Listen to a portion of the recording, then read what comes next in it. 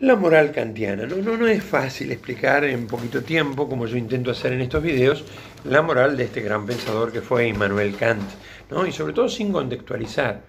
Immanuel Kant, nacido en Königsberg, es decir, allí por el siglo XVIII, se tienen muchas anécdotas alrededor de la vida de Kant, ¿no? Entre ellas que la gente de Königsberg ponía los relojes en hora cuando pasaba caminando, ¿no?, por allí, para mostrar su racionalismo, ¿no?, y su vida absolutamente estructurada, que nunca se enoje de Königsberg, porque decía, ¿para qué tengo que salir si tengo mapas? Puedo conocer el mundo a través de mapas y de libros, no hace falta que yo viaje, para representar su apriorismo, que un día rompió la estructura de sus paseos para ir a buscar un periódico que anunciaba el triunfo de la Revolución Francesa. Anécdotas inventadas o no que apuntan a mostrar y encuadrarnos a Marx dentro del pensamiento iluminista, racionalista, muy a priorista.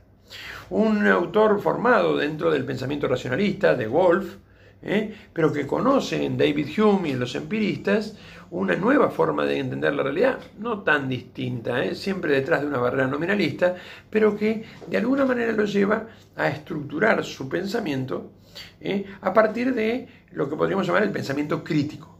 La crítica para Kant, la palabra crítica viene de juicio, no de krinein, discernir, es en el fondo el analizar las condiciones de posibilidad de algo antes de hacerlo y antes de verlo. O dicho de otra manera, en el conocimiento, analizar las condiciones de posibilidad de nuestro conocimiento. En la moral, analizar primero, antes de obrar, las condiciones de posibilidad de nuestro obrar moral.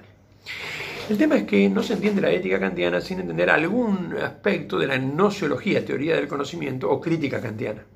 Esto lo expresa en su libro La crítica de la razón pura, que sin ahondar, ¿no?, es decir, en su contenido, vamos a ver algún otro video, tengo algunos otros videos que hablo más específicamente de Kant, en el fondo plantea que no podemos conocer la realidad tal cual es, o la esencia de las cosas. ¿Por qué? Porque conocer es construir, conocer es poner moldes, aplicar formas. A la inteligencia o al hombre se le presenta la realidad como un caos de sensaciones desordenadas que el hombre ordena en categorías. Primero, en categorías de la sensibilidad, o mejor dicho, formas a priori, moldes a priori, anteriores a la experiencia, formas vacías, moldes vacíos, como si fueran esos moldes para hacer galletitas o esos moldes para jugar en la playa de plástico, vacíos de contenido. Entonces el caos de sensaciones lo ordena en moldes a priori en el terreno de la sensibilidad. El resultado de ese caos de sensaciones que se me presenta de un objeto, no es que yo veo un objeto y digo es un caos, no, se me va presentando ordenado por mí, da como resultado el fenómeno. Lo que aparece, eso significa fenómeno, no es la realidad pura, sino ya es una construcción hecha por el sujeto, al cual le aplico otra vez categorías del entendimiento, y digo sustancia, digo accidente, esas eran las viejas categorías aristotélicas, ¿no? Digo totalidad, sí, le aplico categorías y obtengo la cosa en mí, que es el objeto de conocimiento. Para Kant no puedo conocer la cosa en sí, puedo conocer solamente cómo es la realidad para mí, después de que yo la ordené, porque como conocerse no es contemplar, sino construir, ordenar. Conocer es aplicar categorías, yo no puedo conocer cómo es la realidad antes de que le haya aplicado dichas categorías. Y por lo tanto, conozco la cosa en mí, pero la cosa en sí, o lo que él llama el noúmeno, no lo puedo conocer, queda detrás de una barrera. El conocimiento sensible se ha convertido, es decir, en una especie de barrera entre lo fenoménico, pero que ya es una construcción, y lo nouménico que queda del otro lado. La esencia de las cosas, la cosa en sí, se me escapa. No puedo conocer cómo es la realidad antes de construirla. Y como al construirla la modifico, no puedo saber lo que la cosa es. Solo conozco la cosa en mí. Ustedes podrían pensar, pero esto es un relativismo subjetivista terrible. Kant es racionalista, sabe el peligro del relativismo, siente correr el fantasma del relativismo alrededor y dice no. Para escapar del relativismo y de que cada uno conoce la cosa así como se le da la gana, dice, los moldes que tenemos para ordenar la realidad son universales. No es una forma de escapar. En el fondo es una forma de intentar evitar que el relativismo destruya su mismo sistema. Entonces las categorías son universales. Por lo tanto, si yo ante tal objeto que veo aplico la categoría hombre y otro que está al lado mío también lo hace, es porque tenemos categorías universales. No sabemos si eso es un hombre, pero le aplicamos esa categoría, ¿sí? Y si alguien no lo dice y dice que es un perro, está categorizando mal. Ahora bien, estas categorías universales en el terreno de la nociología veremos cómo se expresan en el terreno de la ética. Por lo pronto, quedan de fuera de nuestro conocimiento las esencias de las cosas y también aquellas cosas que no producen sensaciones. Por otra razón, porque al no producir sensaciones no le puedo aplicar los moldes.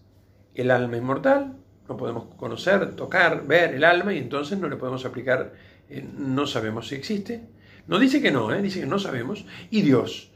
Dios, tenemos la idea de Dios, tenemos la categoría de Dios, pero no tenemos dónde aplicarla y por lo tanto tampoco podemos afirmar si Dios existe o no.